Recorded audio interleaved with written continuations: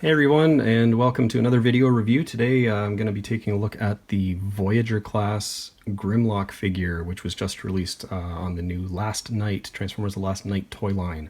I was lucky that I was able to pick this guy up actually a day early. I got him on Sunday the 23rd, which is a day earlier than the official street release date for these guys, so I was pretty happy about that.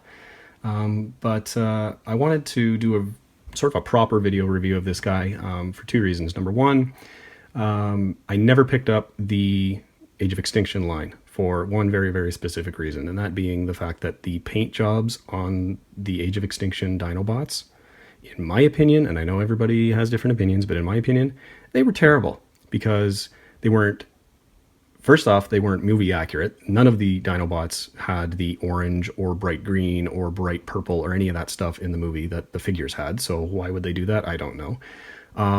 And they weren't even like, G1 homages that they did. I mean, I know that they released the G1 ones later, but like the color scheme that they came out with the Dinobots for Age of Extinction made absolutely no sense to me, because all of the other figures that they came out with that line were at least tried to replicate what they looked like in the movie, but the Dinobots were not even close.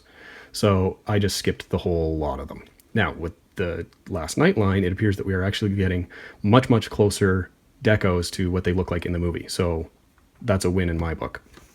And the other reason that I'm doing it is because the other reviews that I've seen of Voyager-class Last Night Grimlock have been, joke reviews. They get it and they're like, oh, you should buy it, and it's 10 seconds later it's over.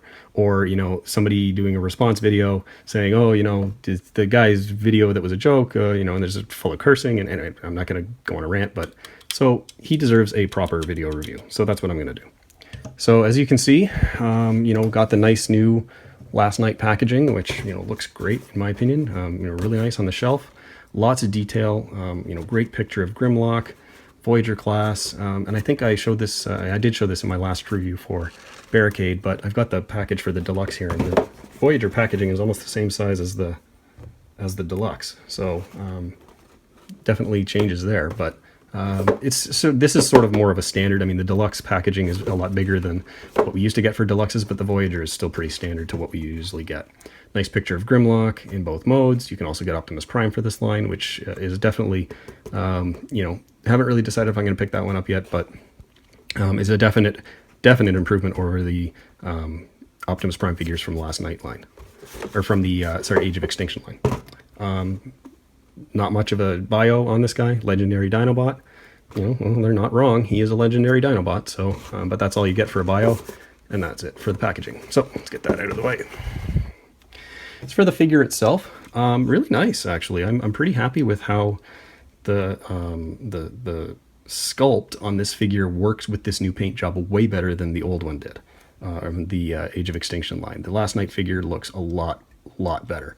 He's got the shiny silver, he's got that dull gray, he's got kind of like this, dirty brown, which, looks really nice given the fact that when they first, when you first saw him in the movie, he was almost like moldy, like he was dirty and dingy and just all like earth tones and stuff like that. So this is a much better representation of that. Also, one thing that I noticed, the Age of Extinction figure had green eyes.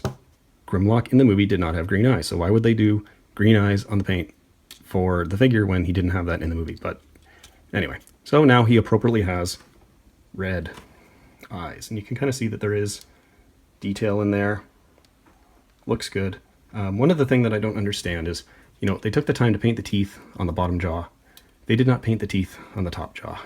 Why would they do that? They've got paint, put it on there. So I'll probably touch those up with silver just so that it looks a lot nicer. But other than that, they didn't really skimp on the silver paint. I mean, there's lots up here. There's on his shoulders, on his feet, on his legs. Overall it's nice. Nice paint job. The one thing that I kind of don't really get, and I know that this was hit on with the the original release of this figure, is the tail. They put the weapon on there to make it look like he had a nice long tail. The problem is with the weapon on there, it looks too long. But you're like, okay, I'll just display it with the tail off, and it'll look better. Well, now he's got that stubby little thing, and it still doesn't look right. So, as far as the tail goes on this guy, you can't win either way. But between the two options, I suppose, at least you've got weapon storage if you put the tail on there. So yeah, put it back on. But yeah, as far as the weapon goes, it is molded in sort of a new color of plastic versus the old one. It's actually kind of like a bluish, there's a bluish tint to it, or like a silvery tint to it. I don't know if you can really see it on the camera, but it's not just plain black plastic. There is like a metallic sheen to it. Yeah, so that looks pretty good. And it is a mean looking weapon for Grimlock. I got to admit, it is, you know, definitely suited to the character. So I dig that. Yeah, but that's his weapon. Hasn't really changed. Figure here, as far as the transformation goes, I guess before I do transformation, I should show a little bit of a size comparison for him in Dino mode. So I do have a couple figures here. I've got a deluxe Crosshairs. Now, he's not going to be riding him around because Grimlock would just sort of fall over under the weight of that, especially when you compare him to a figure like Hound. I mean, the Voyager scale doesn't really lend itself to how they, you know, scaled in the movie, but if you just want a nice looking Grimlock to add to your shelf, he delivers that. So you want the bigger one, you know, maybe they'll release the leader class in the updated deco. I don't know. I don't think they've really announced that yet. But if they do, then that would be really nice. So transformation is the exact same as the Age of Extinction model, so this should go pretty quick. You guys, I'm sure have seen this multiple times before. These kind of flip out. Pop the legs down. This silver piece here pops up. Split the head apart. Oh wait, no, sorry. Pull this down first.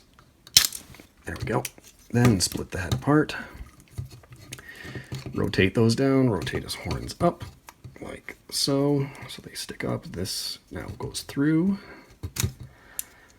And then kind of pegs in like so. Stretch his legs down, spread his feet apart. I know I'm not doing a very detailed transformation guide here, but for this particular figure, since you've probably seen it a dozen times already, I'm just going to do it quick so we can get right to the bot mode comparison. This flips down like that. This goes up, and then these things peg in. Oh, come on. It's the only thing is I find that sometimes these can be a little awkward.